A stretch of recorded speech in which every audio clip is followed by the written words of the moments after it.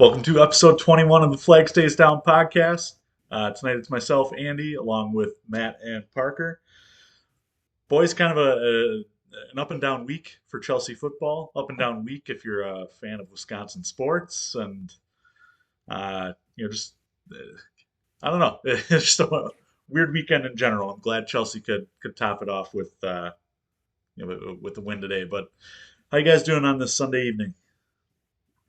I'm all right.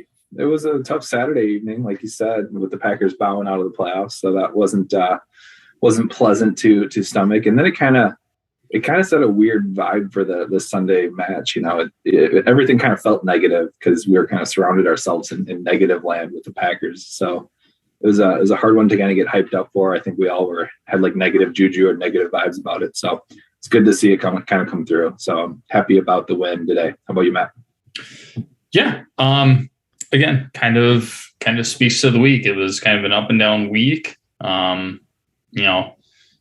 Things for me were kind of up and down too. Obviously we didn't have the greatest confidence after the Packers loss, going into the Chelsea game. We don't like to try and have that carry over into our other sporting events and that kind of mentality. But, after the previous, the mid-match or the midweek performance with Brighton, it was a little tough. You could almost kind of see the writing on the wall, but the ship was set right, and ended on a very good note. And talking about ups and downs, in terms of that match, Chelsea they didn't dominate possession, but they held most of possession in that Brighton match. If you're looking at the stats, it looks like Chelsea had a pretty decent game, but Ziyech's goal in the 28th minute was kind of against the run of play at that point. And Matt, like you said, it was only a matter of time before Brighton would equalize. And in the 60th minute, Adam Webster did just that. So, again, it seems like we're always splitting points or dropping points when it comes to Brighton. I don't know what it is about Graham Potter and his guys, but they certainly put up a fight. But today Spurs 2-0 win. It was, what is it now, the fourth time we've beaten Spurs in this season. So it was good. Hakim Ziyech was on the score sheet again. Thiago Silva on the score sheet. Top to down, top to down. I don't know. It was a good match for the boys. But I'm curious to know, what you guys saw, because they were two different matches. How is midweek Chelsea faltering and weekend Chelsea thriving?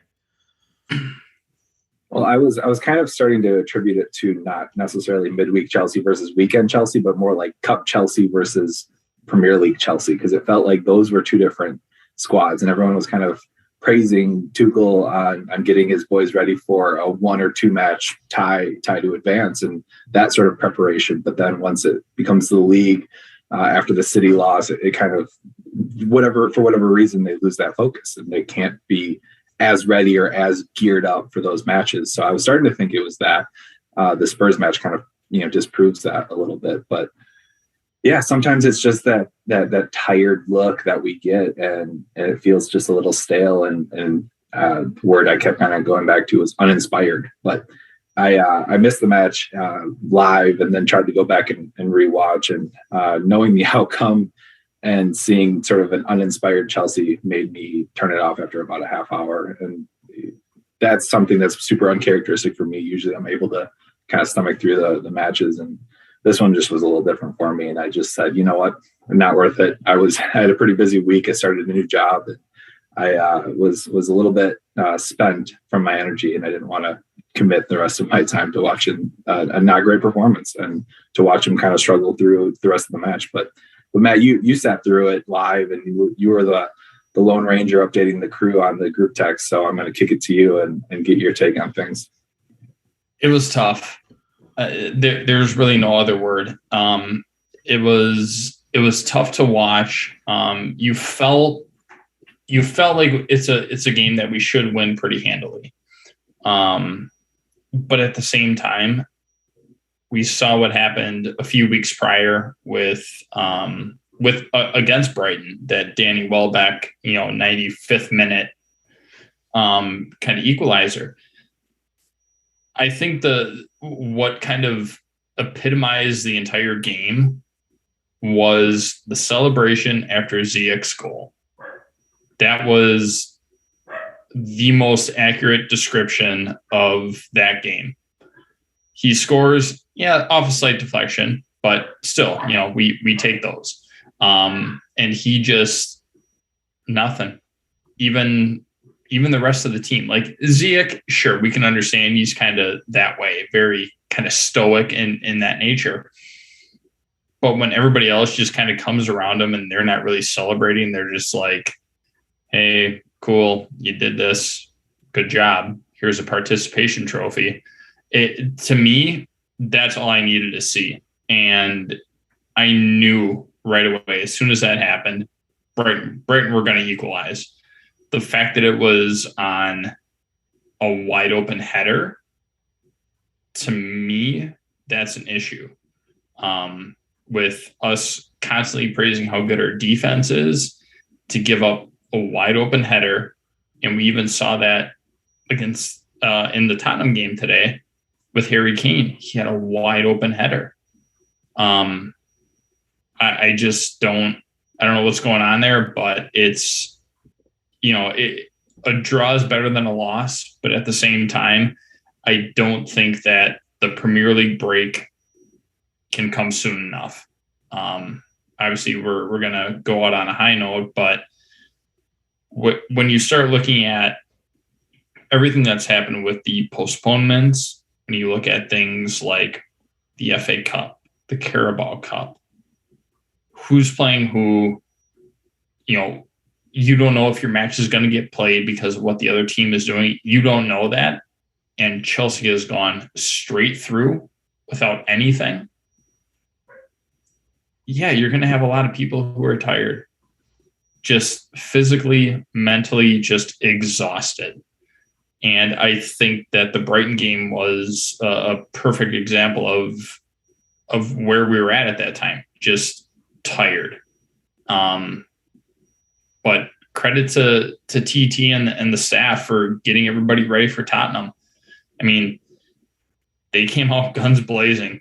Like, we had a good shot in the first opening 2 minutes, right? It's just, he's very good at getting his teams ready, even after a tough match like we had against Brighton. And I think that this break is going to be perfect for us. I think it's going to be at the right time for us.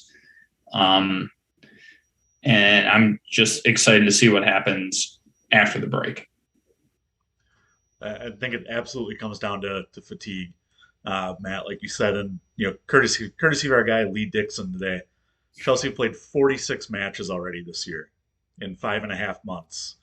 You're basically playing 2 matches a week for half a year at this point. I believe it was no one in the top 5 leagues in Europe has played as many matches as Chelsea. And we're about to go play the Club World Cup, and we're on to the final of the Carabao Cup. We're moving on to the FA Cup. Like, it's just going to keep coming. But we haven't had a break now since the last international break in, what was that, November? Early November?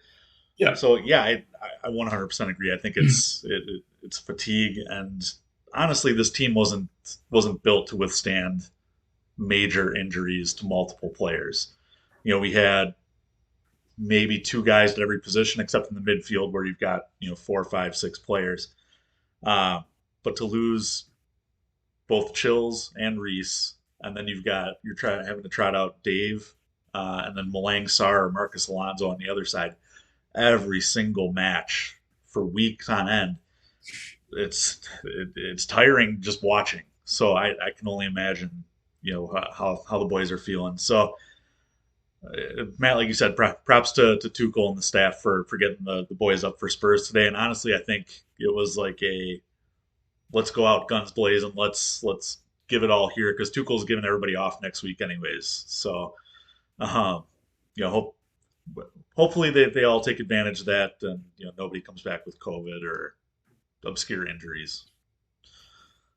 since we've been doing this podcast, I mean, this is episode 21. That's 21 weeks. I can remember maybe 1 week where we didn't have a Chelsea match.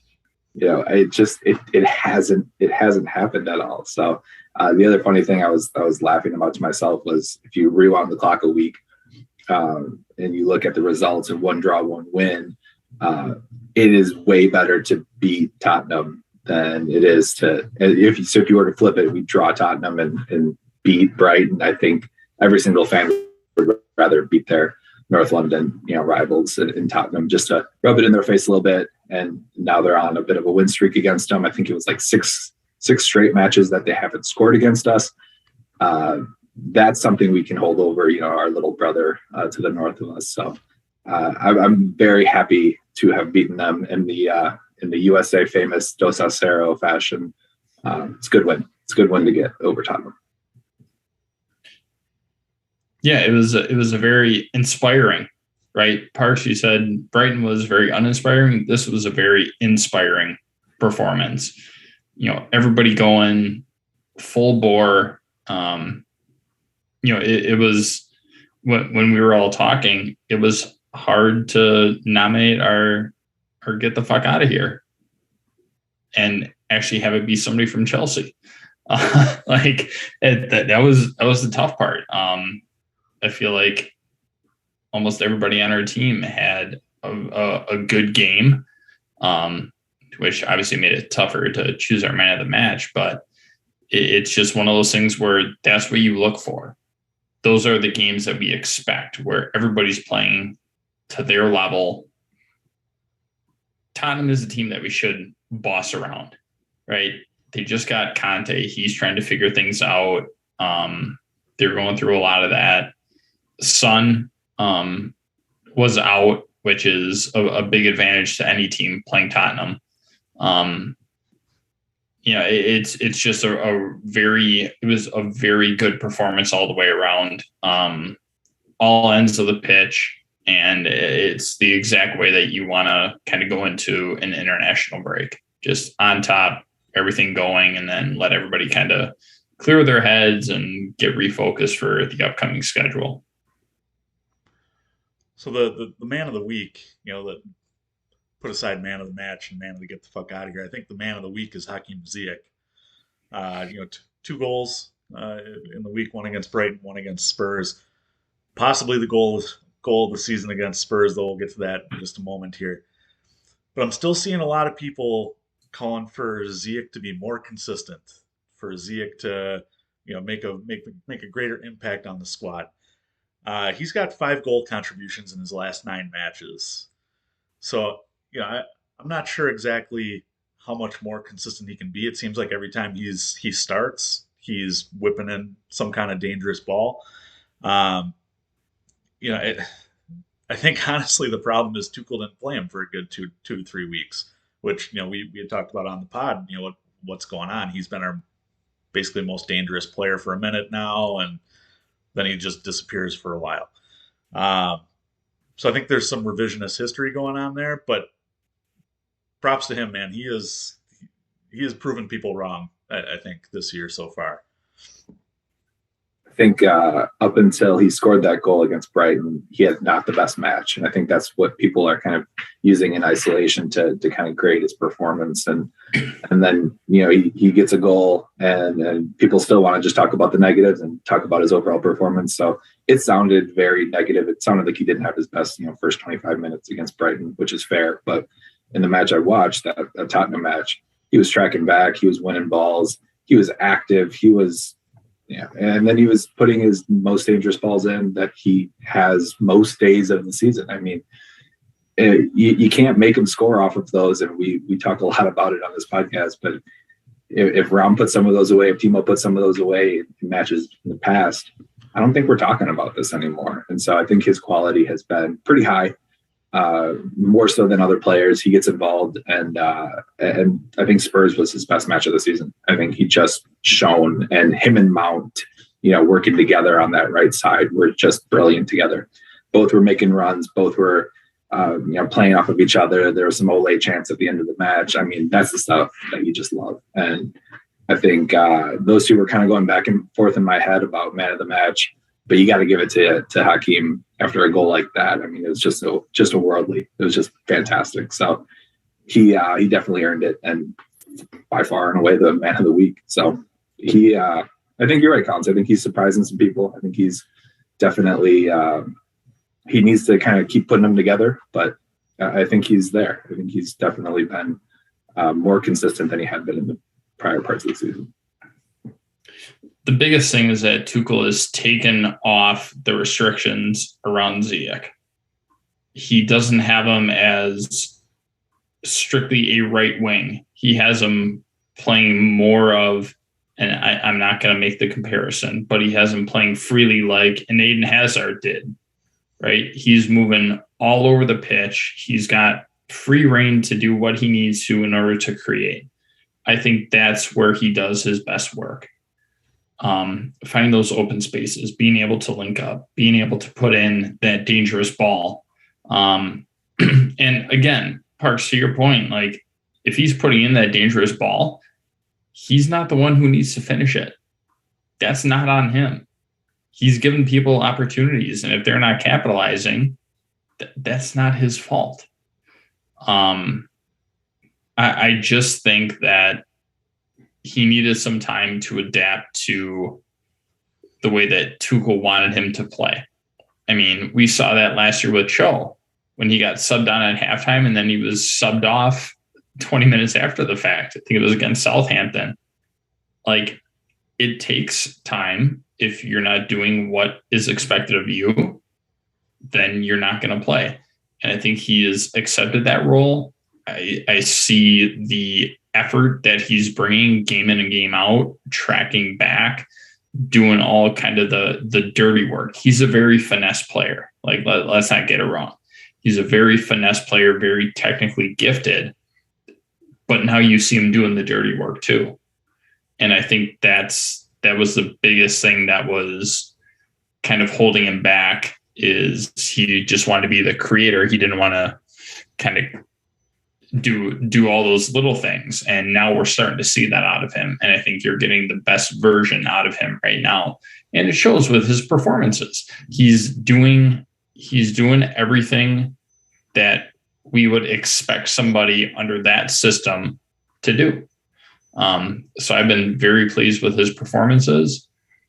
I have no issue with Christian not playing at all at this point. Like, just keep him on the bench.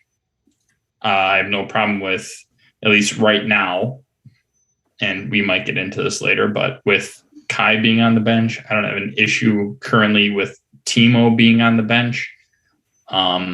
I think we're doing a lot of positive things with what we have out there. And, you know, Tommy T he's not wavering from it. He knows that it can work. And it's just one of those things that's going to take a little bit of time. So I'm excited for what's going to happen after the break. What gets me the most excited is that Tuchel has figured out, Matt, like you said, how to unlock Ziyech. And I think the difference I've seen is the matches where he has basically an attacker playing on that side with him. Even including Reece James. It's when it's him and Dave along that side that the struggle occurs. But, when you've got Pulisic playing right back, when you've got Mason Mount alongside you in that 4-2-2-2, yeah. When he's got people along with him, when he's got people who can make that overlap and open up space for him, that's when he's at his best. You saw it on his goal today. There was that cut behind him to draw a defender, which left just the slightest amount of space open that Ziyech exploited for that goal. So it gives me hope for other players in the squad that Tuchel's been able to figure out Ziyech, because Ziyech's, he's got the reputation of being a little bit of an enigma. Kept out of the Moroccan side for AFCON, and left Ajax kind of unceremoniously. So it makes me excited, and again, I'm glad that Tuchel is our manager and not somewhere else. Yeah, it seems like that's been his MO, is getting the best out of people and figuring out how to manage people to get the most out of them. I think Tony Rudiger is another classic example of that. Just someone who's not informed, comes into a different system and buys in, and here we are. So I'm with you, man. I'm happy he's our manager. I feel like there's this just growing confidence with him week to week, and it sounds like everyone's pretty happy with how he's managing people, and that's what makes me the most excited. Is I've always wanted that like super consistent manager. I've always wanted that guy, that Arsene Wenger or whoever that's there for long enough to make an impact. Pep Guardiola, just that mainstay manager that we all buy into, and it just hasn't happened that way yet. And I'm crossing my fingers that this is our guy. Well, apparently this week, I can't remember if it was Matt Law or Nazar Kinsella or whoever it was, but one of those inside people at the club had mentioned that Abramovich is very happy with the way Tuchel handled the whole Big Rom situation. That Tuchel, Petr Cech, and Marina are all real close now because of the way it was handled, and Abramovich was thrilled with the way it was handled. So, normally you hear that you got the support of the owner, and then a couple weeks later it means you're fired. But this one comes off a little different. So it's good to see change. All right, well let's have a little debate here, because I know we've got some differing opinions. Going back to Ziyech, his goal was phenomenal. It was the definition of beautiful, in my opinion.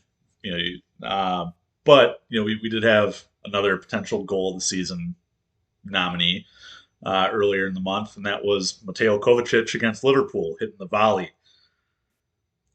If you had to pick, gun to your head, which goal would you say is the Chelsea goal of the season thus far? I'll start with the at least controversial in our friend group opinion, and say it's Kova's. I think both are fantastic, and I think it's really close. The reason I give the nod to Kova's is just how it happened and what he had to do to get to that ball to put the strike on it that he did. And so, that ball is over his head. He's backpedaling, and then off of 1 foot, kind of like scissor kicks it and hits it beautifully and hits the post. Ziyech's also phenomenal, obviously, but he's in front of the ball with time and gets to kind of roll it out to himself and set himself up for that goal. And I don't know, because I don't have either skill, but I'm guessing that the one where the ball's coming kind of semi over your head and you're backing up and then kicking a ball that's coming down on you is harder to do more consistently than if the ball is kind of rolling to you, or if you set the ball up and roll it in front of you and then hit it the way you want to hit it. That ball's on the ground and you can get a clean strike on it more times than not. My guess would be if both men tried to replicate their goal another 100 times, that Ziyech can do that more consistently than Kova could do it for that. So those are my reasons why I'm thinking Kova's is a bit more of that anomaly, like how in the fuck did you hit that ball than Ziyech's. And so that, Parker, that leads me into my argument. How much of that was skill versus how much of that was luck? Right? Doesn't matter. I completely agree. It all counts the same, right? It all counts the same.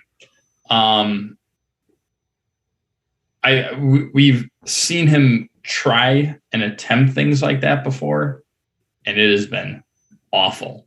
We've seen other players from different leagues, different teams, whatever, try and do that, and it is terrible. He got the sweet spot.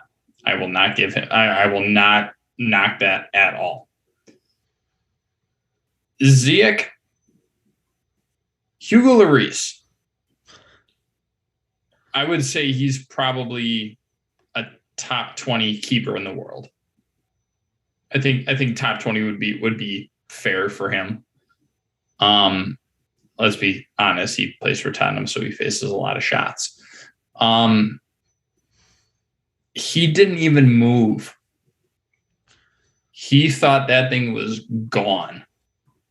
He didn't even move. All he did was look, and then he didn't know what to do. Obviously, all three of us have played a lot of FIFA. We usually don't look at replays of goals, but that would be one of the goals where we would keep looking at it and be like, how did you hit that? Like things like that. That is that type of goal. It was out wide past the post. It was higher than the crossbar. Postage stamp from Arlo White, I don't think does it enough justice. You said it deserves to hang up in the Louvre. you cannot walk up to the crossbar and place that ball any better. That takes a lot of skill. I think Kova's was more kind of luck. I mean, obviously there's skill involved in it. I'm not taking that away from him. Obviously, I'm a big Kova fan. I'm not taking that away from him. But I think there is more skill in Ziyech's goal than Kova's. Yeah, man, I agree with you 100%. I think Ziyech is the goal of the year. For a lot of the same reasons you'd mentioned. I think Kova's was a lot of luck. And, if you're talking about skill, Ziyech was perfecting the skill. Just the amount of whip on it, the amount of dip on it. I was reading tweets from people who were sitting behind the goal, just could not believe how quickly and how late that ball dipped to go into the goal. So yeah, Lloris didn't make a move because no one in the stadium thought that was going in. I didn't think that was going in at first. I scared the crap out of my son and my wife as soon as that ball went in. It was like, oh, kind of thing.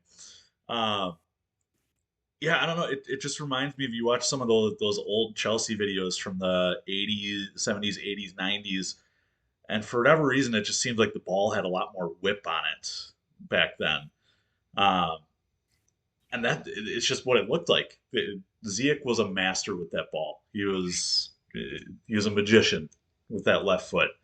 So I think because of the skill, I think that it's got to be Chelsea's goal of the season. But man, what a nice problem to have that you got possibly two goals of the season in 1 month in the same club. Chelsea's goal of the season thus far, Collins. We have another 82 matches to go, right? Don't we? Roughly. So one other thing that I will say, Ziyech almost got his second, and he hit that ball so pure. If Lloris had been a little bit over to what would have been his left side, if he would have been a half a step over, like to be able to hit that ball coming back to you and to be able to put your foot through it and have that whip going away from the keeper to the far post. Honestly, I was so excited. As soon as I saw him load up for that, I was like, oh, this is going in. Which we had it was a great build up to it too, Matt. Yeah. With Mason had a good shot on goal as well. And I was getting myself very ready to really firmly shut the Ziyech haters up, because that would have been two just ridiculous goals in the span of 90 seconds or whatever it was. So that one got me out of my seat, because I was already excited celebrating the first one, and then that one would have been ridiculous. So that one. Whew. Yeah, I remember looking at the group chat. I don't think any of us knew what to say or what gift to throw out there. We didn't know, because I think we're all absorbing it for 2 minutes. What just happened? More. Yeah, just we didn't know what to do. I remember I was sitting at home and I'm just looking. I'm like, oh my, I'm sorry, what? Like, what just happened? It was a thing of beauty, and you don't see that often. And when it happens, it's just something you have to look at multiple times. Even in the commentary, they were saying usually we don't show like 4 different replays of the same goal, but we're going to show this one multiple times. it was a thing of beauty. All right, we'll going from one masterclass to another. Let's talk about Jorginho's defense. Oh, I'm sorry. Thiago Silva's defending. Drink.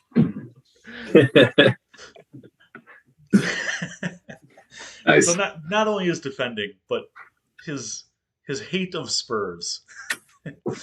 He's become the first Chelsea defender to score both home and away against Spurs in the same season ever. I don't know if it's just something about this man. He's been here 18 months, and he's got a cult following already. And man, at the age of 37, for him to be doing it the way he's doing it is truly something special. You know, what did you guys think of Thiago Silva's performance today? It's what I expect out of him at this point. We expect, if you're looking at like out of 10 rating, we expect probably a 7.5 and above out of him every single game. And I think I'm even lowballing that. He's so smart. Everywhere that he's gone, everywhere that he's played, you can't say a bad thing about him. You just can't. And that's hard to find in football these days, at least with the new up and comers that are coming through. It is tough to say that. I firmly believe that he could go, if he was at Chelsea, he could go to City, he could go to Tottenham, he could go to Man U, and he would still be loved by Chelsea. I really do, because that's the kind of person that he is. Whatever badge he's wearing, he is fully invested. And that is something that is very hard to come by. It's kind of a dying breed, so to speak. You can't help but love the man. You can't find anything bad to say about him. All I'll add that hasn't been said 100 times on this podcast before. The only unique thing I can think of on the spot is, one, I'm happy he plays for Chelsea. And I'm happy he's not at City or at United or anywhere else late in his career. I'm happy he's playing for Chelsea. One of my favorite moments in the match was just a screenshot of him working with Sarr, just talking to him and showing him where to be, and kind of just it was just a really quick clip in between something, ball out of bounds or whatever. And I'm just happy that our guys get to learn from one of the best. That he is the teacher. He is player coach out there almost, and he's leading our defense, and you can't say a negative thing about the guy. And the respect for him shows from his opponents, and then the respect from our fans. He embraces it as well, and that's the stuff that you love to see after the match. And we talked about it before, but him applauding the fans and the fans chanting his name, like that's what you just love to see. I still can't believe that he's playing at this level at age 37. That it blows my mind. He's the Tom Brady of the Premier League right now. But I've got 2 questions about Thiago Silva for you guys. We'll start with the first one here. Is he the best center back in the Premier League this year?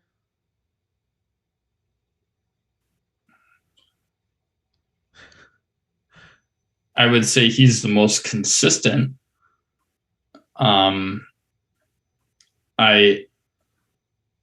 I think that Tony is probably the more valuable center back. And the reason why I say that, Arlo threw out a stat today that when Rudiger plays, Chelsea allows 0.7 goals per game. when he's not playing, it's 1.3 goals per game. I don't know what the numbers are on Silva, but I think Rudy is the more impactful player, just 1-to-1. You can definitely make the argument that Thiago Silva, with all of his experience teaching, Trev, Sarr, Christensen, anybody else who's going to be coming back next year because he signed that 1-year deal. You can argue that he's got the experience and he's going to train people and do all that stuff. But I think right now, Tony slightly edges out Thiago Silva. Yeah, I don't know about the rest of the league. I don't watch enough matches to kind of compare him against the league, but against Rudiger, Rudy's influence is starting to bleed into our team, which you love. I mean, you've got the Tony Rudiger school of shithousery and antics during and after games and being that guy. And you're seeing Dave do it. You're seeing Sarr do it. You're seeing Trev do it. And so it's kind of becoming part of Chelsea's defensive identity. And I love it. I think we've played with more tenacity on the defense than we ever have, or at least in the past couple of years. I won't say ever, but we're playing hard-nosed defense, and we're playing really strong, and our goal record is showing it. And teams, I feel like, don't want to come play against us. So I think his influence is definitely felt and will be missed if he doesn't sign that contract, probably more so than Silva. But we're splitting hairs here. It's 1A and 1B for me. I didn't even think about Rudiger, when I posed the question. You look at the other teams around the league. Virgil van Dijk has been beaten finally this year. Been beaten off the dribble. Manchester United's defense is a joke. Phil Jones. Yeah. Harry Maguire. Same person. Yeah. So, maybe Diaz out of City would be the closest comp, but you guys mentioned Rudiger and the school of shithousery, and absolutely 100% that it's quite the asset to have. But it's two different styles. Rudiger is more, I'm going to get in your face, you're going to come to me, and then I'm going to take the ball from you. Thiago Silva is, I'm going to get there before you do because I know what you're doing before you're doing it. I think that is an invaluable asset, especially in that back three, for him to anchor it at the center of the back three. You talk about last line of defense, and how many goal line clearances does Thiago Silva have this year? It's like 2 or 3. The guy's fantastic. Again, 37, it blows my mind. I hope in 4 years when I'm 37 that I can play in the Premier League and be that good. You got time. I just can't believe he keeps scoring goals. Like, was anyone surprised that he scored today? No, because we're getting used to our 37-year-old defender scoring goals off free kicks like that. Like, you take a step back and it sounds just bizarre, like that we're getting goals out of him as well. He had another effort that went maybe a yard over the post on a corner kick. It's not a fluke. Like, he's regularly in the action on those set pieces, and that's super impressive too. If I was 37, I'd be like, you young bucks, you go. I'm gonna kick back, and when they break, I'm gonna read them better than like you said, Collins, know where they're gonna be before they do, and outplay them that way. That's what I would be doing if I was 37. I'd be like, you guys got it. I'm good. I'm gonna chill back here. And he's like, no, he's taking full run-ups, 2-footed jumps and getting heads on balls. Like, get out of here, man. That's hilarious. And I don't know. I'm still shocked that he does all of that and can do that consistently, still play the full 90 and be as impactful as he is. My biggest thing is that since we're kind of down this path, you compare Rudy and Silva, brains versus brawn, right? That's basically the best way to describe those two. And we had talked about this before on the pod. And I'll bring this up because I think it speaks a lot to how they both play. Nobody wants to go at Rudy. Nobody. Absolutely nobody wants to even test him. Nobody wants to get into a scuffle with him. I always send out the message, when we're in games, and there's a scrap, I'm like, please don't piss him off, because he's going to make sure that he wins that battle. Don't even get into an argument with anybody else on the team, because he's going to be there, and just don't give him a reason to get involved. The thing with that is then nobody wants to go at him. So then they go to Thiago Silva. You've just eliminated half the field, right? So that definitely makes his job easier. I think that they feed very well off of each other. They know their relationship. They know how each other is going to play.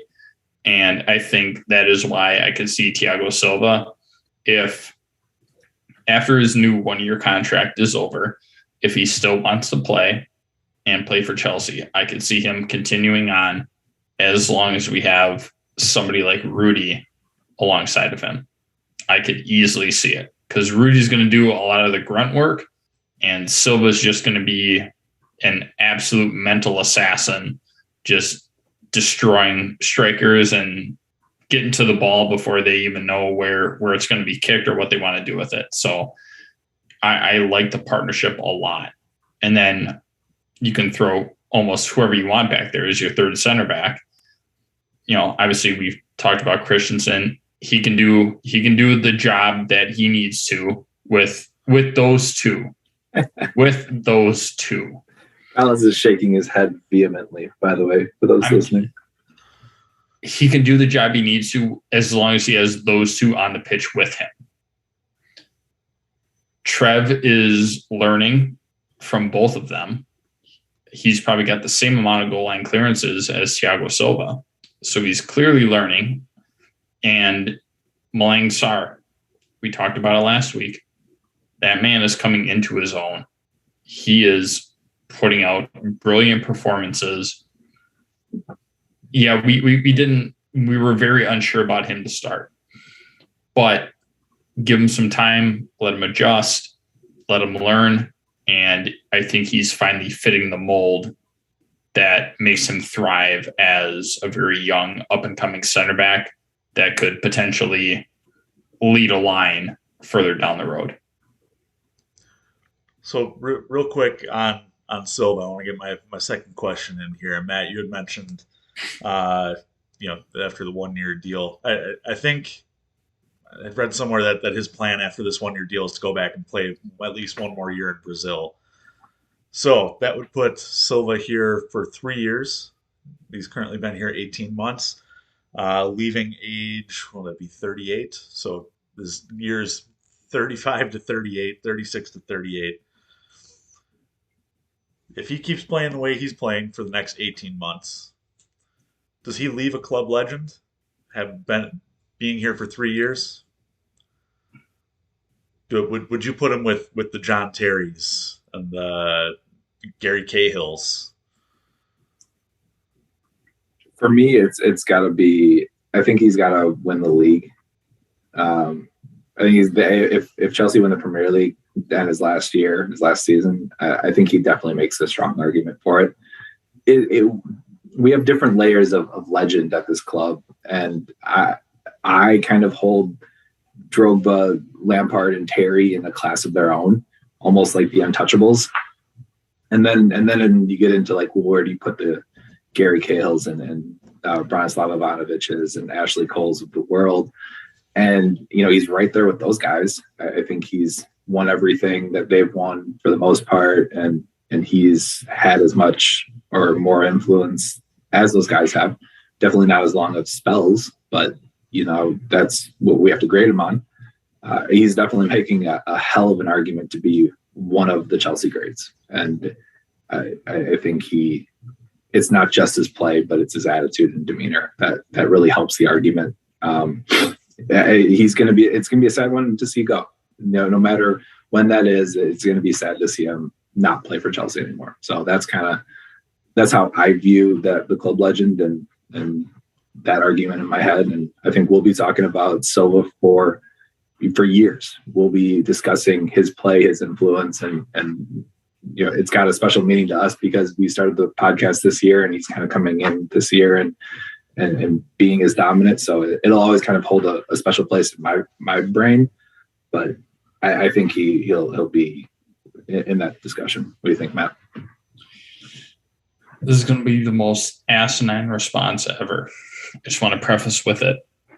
Lord. I don't think he will be a club legend. I firmly believe that he will not. Only for the fact that he hasn't played there long enough. I think that'll be the only gripe against him. You can't hate him as a person. You can't hate him as a player. Any single team that he's played for, he has represented the badge more than his own name. That's just who he is. And fans love him wherever he goes. I think that speaks to him as an individual, speaks to him as a professional. However, I don't think that he will go down as a quote-unquote Chelsea legend. Do I hold, as it stands right now, I hold him in higher regard than Branislav Ivanovic. Gary Cahill argument could be made. Ashley Cole is, I think, a little bit above him.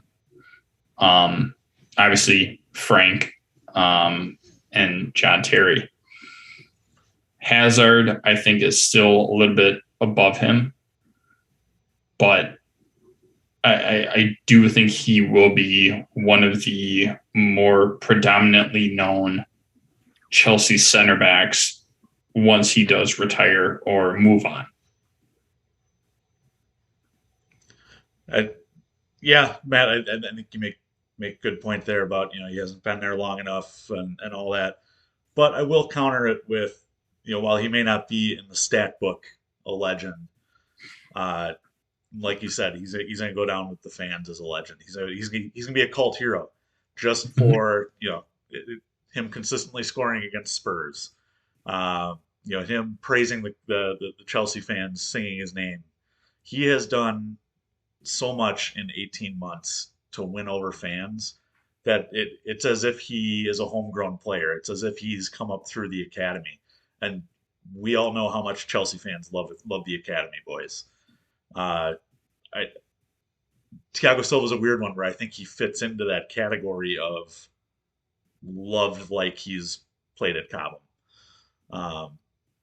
So, yeah, I guess maybe not a club legend, but definitely a fan favorite. We'll call it the cult hero. I think that's the good way to describe him. There you go. He didn't win the Academy Award for Best Picture, but he's beloved by the fans of the people that got to watch him play. As I was thinking about it, Matt, you make good points, and soccer doesn't retire jerseys the same way that the NFL does or the NBA does, and retire numbers. Do I think Silva's number would, hypothetically be retired? No, I don't. Like, if your club that's been around for a long, long time, if they have 9 players up there that get retired, he's not one of them. And you reserve those for the players that started young and played most of their career and had that very, very much impactful run with them. So probably doesn't fit that bill, but I think he's going to be that weird one that, where do you rank Juan Mata? Juan Mata won a couple of players of the seasons for Chelsea, had a great run. Yeah. Will he be more beloved than Juan Mata? I kind of think so. I mean, that might be a little bit of recency bias for me, but part of me thinks he will be. So I don't know. It's definitely a tricky one. It's going to be a weird one to debate years down the road. So we'll see. Yeah, I mean, in Parks, you make a great point. I mean, you could throw that out with so many people at Chelsea, like Michael Essien, John Obi Mikel. He didn't play a whole lot, especially under Mourinho. does he still rank higher than Thiago Silva as far as an impact standpoint? Like Essien and John Obi Mikel, they were not on the score sheet often, hardly at all. They did a lot of little things and they solidified a lot of things. And I'll bring it out there. Does Jorginho go down as a club legend? Like, and that's the thing I'm saying. Like, he's been there longer. He's definitely proven that he can play some parts of the game. But does he rank higher than Thiago Silva? I don't think he does. So I agree. I think it's a very cult-based, very fan-based decision to make him or to call him a club legend than it is to, put him up in the rafters or in the banners of Stamford Bridge. All right. So one last thing before we sign out for the night here, and you guys have touched on it a little bit already, is the Antonio Rudiger School of Defending and Academy for Shithousery. I loved seeing it today. I loved Malang Sarr just kind of baiting who was that, Bergwijn, into like, come get the ball, come get the ball, come get the ball. Oh, I went out of bounds. Sorry. I love watching Dave with his antics today, because that was very not stereotypical Dave. And you saw it out of Rudiger a couple times where they'd be lining up in the box for a corner, and Tierney would have to come over and talk to him, and he'd be okay, all right. I love it. I love that it's bleeding into the defense here, and I think honestly, if Andreas Christensen would pick up on it, he would be a different defender. But that's another story for another day. But yeah, Rudiger. I mean, honestly, we have to get it in. It's contractually bound right here, but pay that man.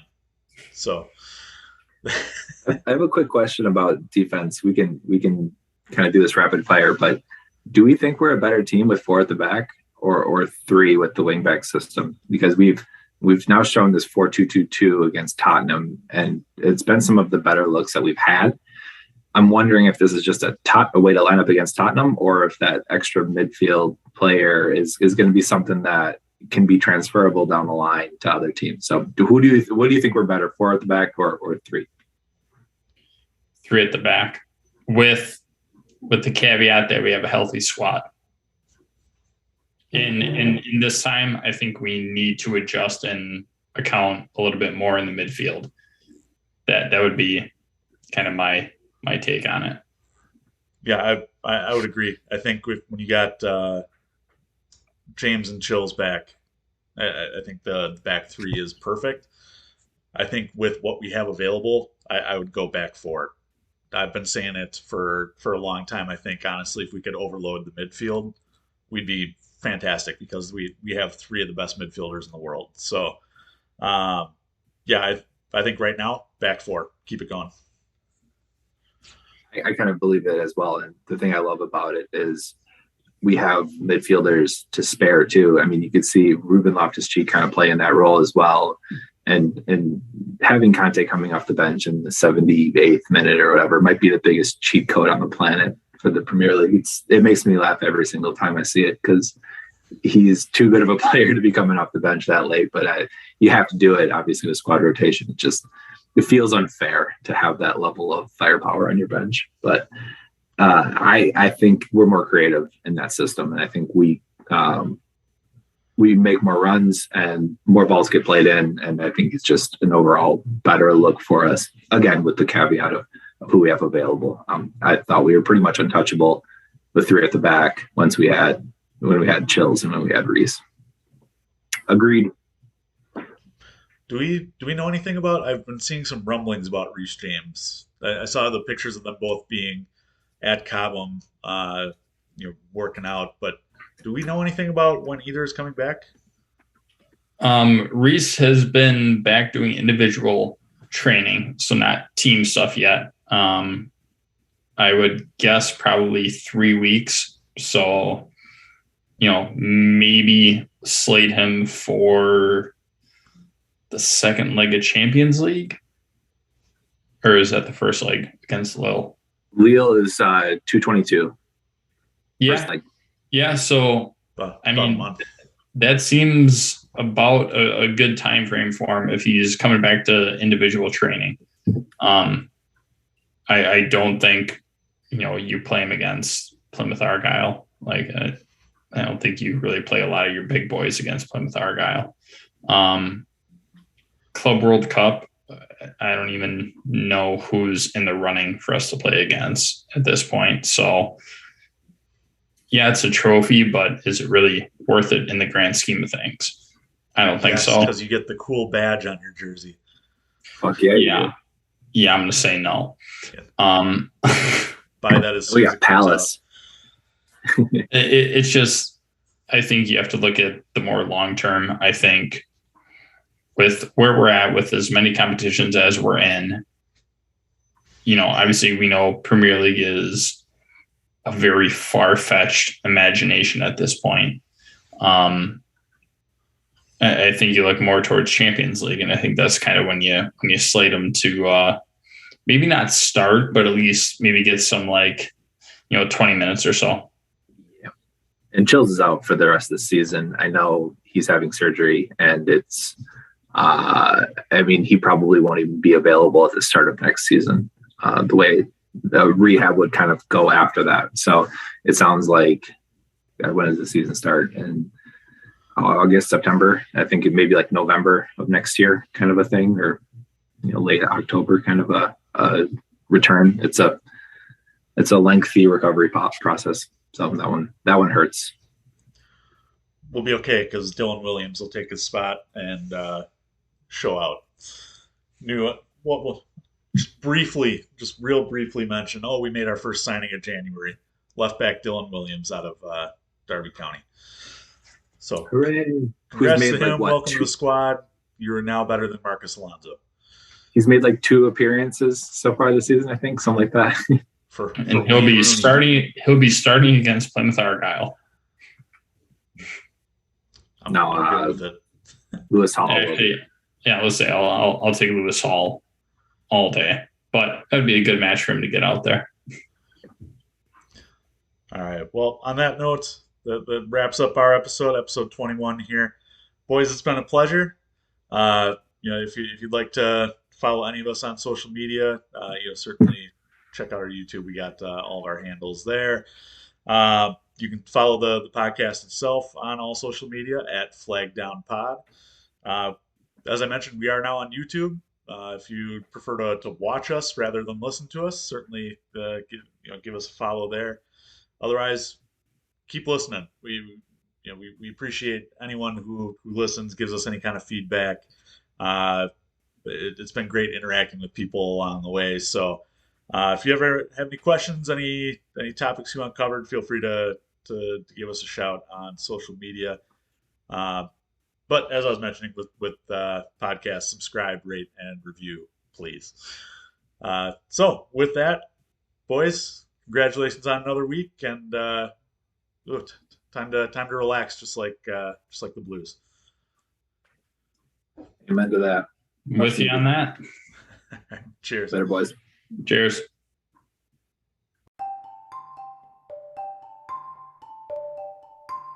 I'm all potted out.